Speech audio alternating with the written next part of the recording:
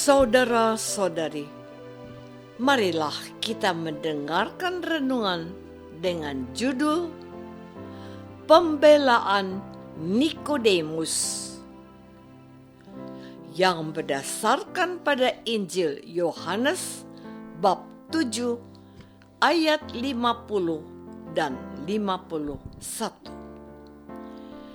Nikodemus, seorang dari mereka yang dahulu telah datang kepadanya, berkata kepada mereka, "Apakah hukum Taurat kita menghukum seseorang sebelum ia didengar dan sebelum orang mengetahui apa yang telah dibuatnya?" Dalam nama Bapa dan Putra dan Roh Kudus. Amin. Saudara-saudari terkasih dalam nama Tuhan Yesus Kristus, adalah seorang Farisi yang bernama Nikodemus, seorang pemimpin agama Yahudi. Ia datang pada waktu malam kepada Yesus dan berkata, "Rabi, kami tahu bahwa engkau datang sebagai guru yang diutus Allah, sebab tidak ada seorang pun yang dapat mengadakan tanda-tanda yang engkau adakan itu, jika Allah tidak menyertainya." Kutipan dari Injil Yohanes bab 3 ayat 1 dan 2 ini menjelaskan apa yang sudah kita kutip di awal renungan hari ini. Dia bertemu dengan Yesus di waktu malam supaya tidak dilihat orang dan tidak diketahui oleh orang Farisi yang lain. Perjumpaannya dengan Yesus itu membuat dia memiliki sikap yang berbeda dengan orang-orang Farisi yang lain. Kebanyakan temannya itu bahwa Yesus itu adalah orang yang mengobrak-abrik tatanan hidup keagamaan orang Yahudi. Ia melanggar hukum Sabat dan ia menyamakan dirinya dengan Allah. Lalu mereka berusaha untuk menangkap Yesus dan berusaha untuk membunuh Yesus. Saudara-saudari terkasih, Nikodemus keberatan dengan sikap dari kebanyakan orang-orang Farisi ini. Katanya, "Apakah hukum Taurat kita menghukum seseorang sebelum ia didengar dan sebelum orang mengetahui apa yang telah dibuatnya?" Tetapi jawaban yang diperoleh Nikodemus seperti ini, "Apakah engkau juga orang Galilea? Selidikilah kitab suci dan engkau akan tahu bahwa tidak ada nabi yang datang dari Galilea." Nikodemus tidak dikatakan menimpa pernyataan itu, tapi memang demikian yang hidup dalam benak orang Yahudi, bahwa tidak ada yang dapat diharapkan dari Galilea, dari Nazaret asal Yesus. Salah seorang murid Yesus yang bernama Nathanael juga pernah mengatakan seperti ini, "Mungkinkah sesuatu yang baik datang dari Nazaret?" Bahkan orang-orang sekampungnya yang mengenali dia sebagai anak Maria dan tukang kayu Yusuf menolaknya sebagai nabi. Dan Yesus mengingatkan mereka bahwa seorang nabi dihormati di mana-mana, tetapi tidak dihormati di tempat asalnya, apalagi tempat itu adalah Galilea. Dari sinilah nampak banyak para pemberontak marah pada penguasa Romawi. Saudara-saudari terkasih, perhatikan apa yang ditanyakan Nikodemus dan apa yang dijawabkan kepadanya.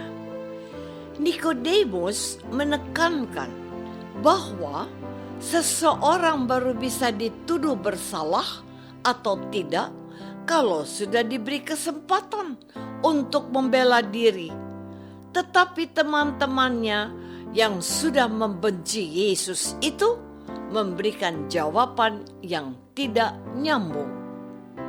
Mereka menyerang Nikodemus dengan berkata, "Apakah engkau orang Galilea?"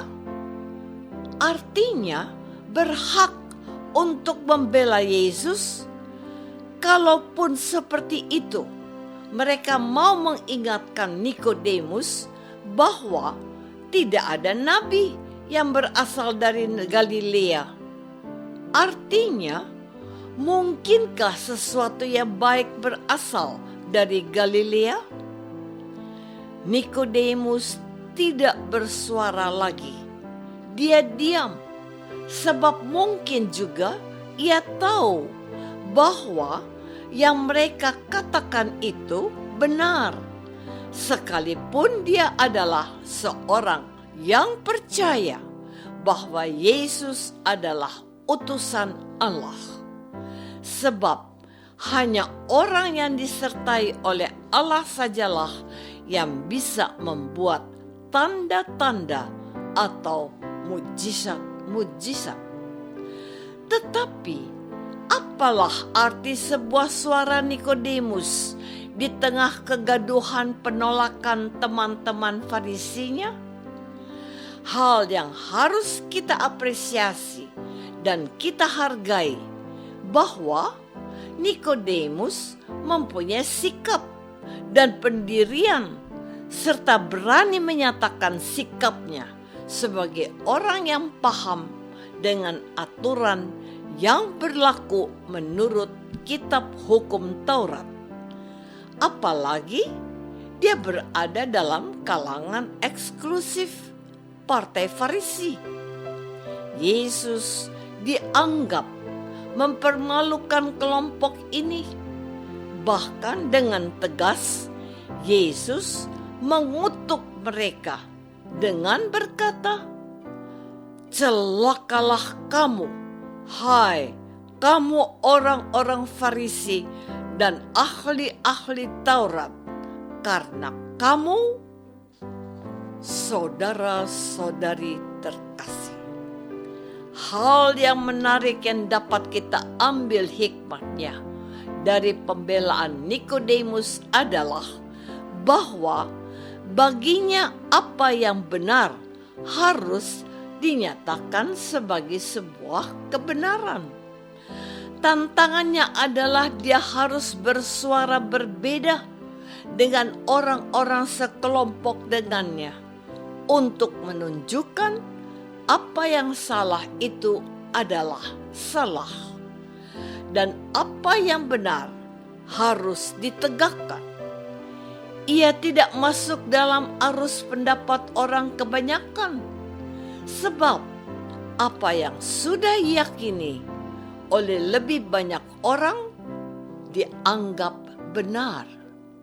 Itulah terkadang menjadi dilema kalau sebuah keputusan diambil secara voting dan ditentukan oleh suara terbanyak atau mayoritas.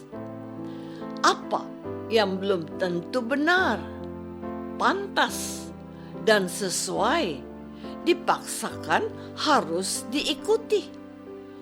Nikodemus tidak mau hal itu terjadi.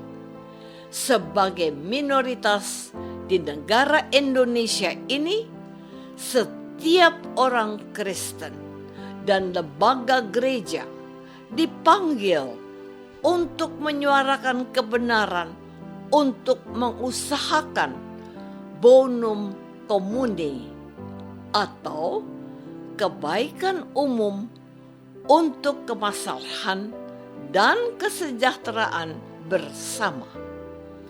Kita dipanggil untuk membela nilai-nilai kebaikan dan kebenaran yang diwartakan oleh Tuhan Yesus. Berbeda itu biasa. Menyatakan kebenaran adalah tugas kita di dunia ini. Apakah kita sudah berusaha menghadirkan nilai-nilai kebenaran dalam masyarakat? Marilah kita berdoa.